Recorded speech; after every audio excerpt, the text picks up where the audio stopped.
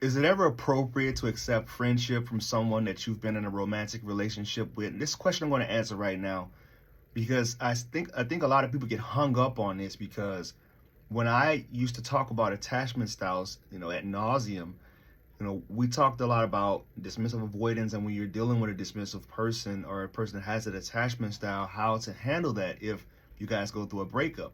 And where people got hung up on was, the fact that, avoidance do fear that abandonment as well. And they felt like they needed to keep that connection with them in order for that person to be able to, feel safe enough to let them back in their life.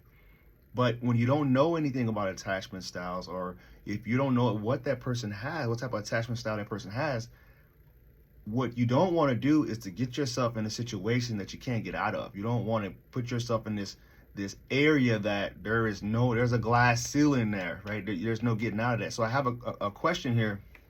What if your ex friend zoned you? You stupidly agreed to be friends during the time, months after the breakup, and leading you on, they found someone new. They led you on. That's red flag number one. And that's called breadcrumbing, right? If they don't want to give you the whole loaf, they just want to give you the breadcrumbs, then that's a red flag. Because usually when you are able to reconcile with someone, it happens pretty quickly. It doesn't take a long time for it to happen. I lost my question. All right, so you said, I never agreed to friends, but she never mentioned it or gave me any reason to know I was there, which means she broke up with you, but she kept messaging you, probably kept talking to you while you guys weren't in a relationship technically. She cried when I told her, if you have a boyfriend, I'm out, and begged me for days to stay, which means she probably had a boyfriend, but she wanted her cake and eat it too.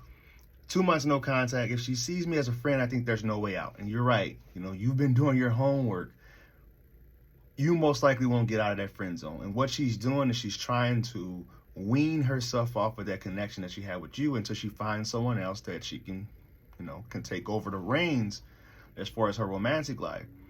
You did the right thing. I feel you did the right thing by setting those hard boundaries. You don't want friendship. You want a relationship. You want something that's like, I used to say, it's like downgrading your subscription. Well, Netflix about downgrading your Netflix subscription, but they're about to go bankrupt. So that's just a whole another story. But well, whatever. You can use any other app, Disney Plus. You downgraded, and with a relationship with me comes a certain type of access to my life. And once you decide that you don't want to be with me anymore, and this isn't something that's going to be a long-term relationship for you, so be it. I guess we got to go our separate ways. So if you don't know what a person's attachment style is, the safe bet is to not accept that friendship. You don't want to give them that fallback option. You don't want to be the emergency ripcord just in case things don't work out with other people they're dating, or just because they're lonely. You're worth more than that. Your time is worth more than that. You're more valuable. And you have to believe that internally. You have to believe that subconsciously, that you are someone that's a catch that can find someone later on in life if, you get back out there in the dating world.